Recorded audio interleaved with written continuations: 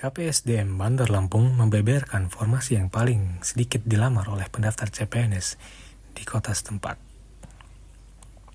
PLT Kepala BKPSDM Bandar Lampung Lelawati mengatakan, formasi CPNS yang paling sedikit pendaftarnya yakni pada analis kebakaran.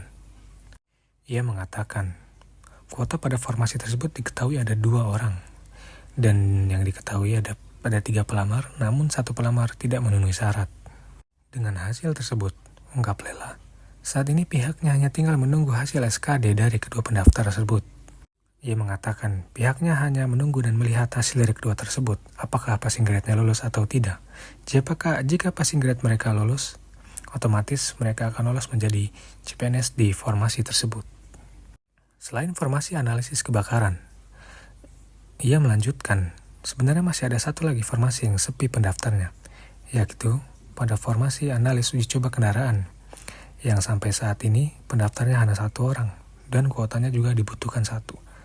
Jika pendaftar tersebut lolos passing grade, bisa dipastikan bahwa pendaftar tersebut bisa masuk ke formasi tersebut.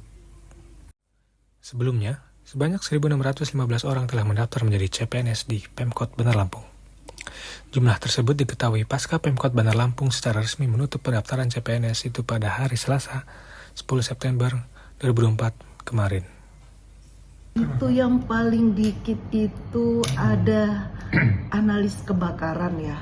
Itu kuotanya itu ada 2, tetapi yang mendaftar 3, tapi 1 itu udah TMS.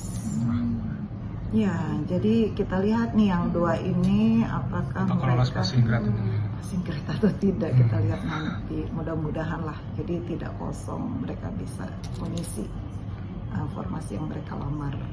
Selain itu ada lagi nggak formasi umum yang sedikit gitu?